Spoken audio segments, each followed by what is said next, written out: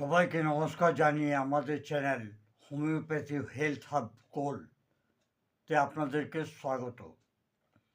আজকে যে আমাদের বিষয় হবে সেটা হচ্ছে ডিসেন্ট্রি, আমাশা। ডিসেন্ট্রি ইন্টেস্টাইনে আঁতের একটা বিমারি, যেটাতে বারে বারে পটি হয় আর সঙ্গে মিউকাস বেরোয়। এই সংক্রমণটা খারাপ জল, দূষিত ভোজন করার জন্য হয়। ডিসেন্ট্রির কারণটা কি? আমাশার কারণটা কি?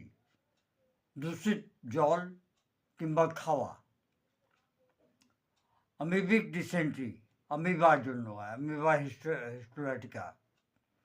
ব্যাকটেরিয়ার জন্য, যেরকম সিগেলা বেসিলারি ডিসেন্ট্রি।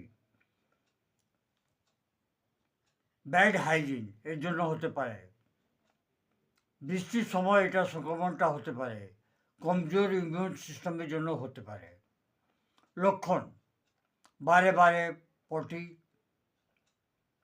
পটির সঙ্গে রক্ত বেরোয় কিংবা মিউকাস বেরোয়, পেটে ব্যথা থাকে, টেনেসমাস, পায়খানা আসবে না কিন্তু মনে হবে যে পায়খানা আসবে।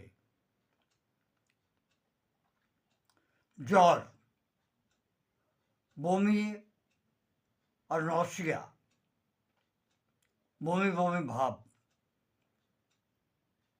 উইকনেস আর ডিহাইড্রেশনটা হচ্ছে এর মেন কারণ। বাচ্চাদের মধ্যে চিড়চিড়ে স্বভাবটা চলে আসে। হোমিওপ্যাথিক ওষুধ খুব ভালো কাজ করে এই ব্যাপারে। আপনারা হোমিওপ্যাথি চিকিৎসা করাতে পারেন। হোমিওপ্যাথি ওষুধের মধ্যে সবচেয়ে প্রথম হচ্ছে টপ র্যাঙ্ক রেমেডি মক্সল। রক্ত, মিউকাস, সঙ্গে পটি। তেজ ব্যথা, জিভের উপরে দাঁতের মতন স্পট। দ্বিতীয় ওষুধ হচ্ছে নাক্সভমিকা। অল্প অল্প পটি হয়, বারে বারে হয়। পায়খানা হওয়ার পরেও সন্তুষ্টি হয় না, মনে হয় যে আবার হবে। নাক্সভমিকা যে ব্যক্তি আছে, যে মানুষটি, সে রাগী হবে। এরপর যে ওষুধটি হচ্ছে এলোসকোটিনা। হঠাৎ পায়খানা, পায়খানা বেরোবার আগে গ্যাস এবং পেটে ব্যথা, কমজোরি, অনেক বেশি উইক লাগে। এটা হচ্ছে এলোসকোটিনার লক্ষণ। এরপর যে ওষুধটি হচ্ছে ওটা হচ্ছে কোলোসিনথিস। পেটের মধ্যে খুব তেজ ব্যথা, সামনের দিকে ঝুঁকলেই আরাম পাওয়া যায়। রাগ করলেই কিন্তু পটি পেয়ে যায়। এটা হচ্ছে কোলোসিনথিসের লক্ষণ। আর্সেনিক অ্যালবাম, জ্বালার সঙ্গে পটি, বারে বারে পাতলা পটি। রেস্টলেস থাকে রুগী, আর্সেনিকের রুগী সবসময় রেস্টলেস থাকে,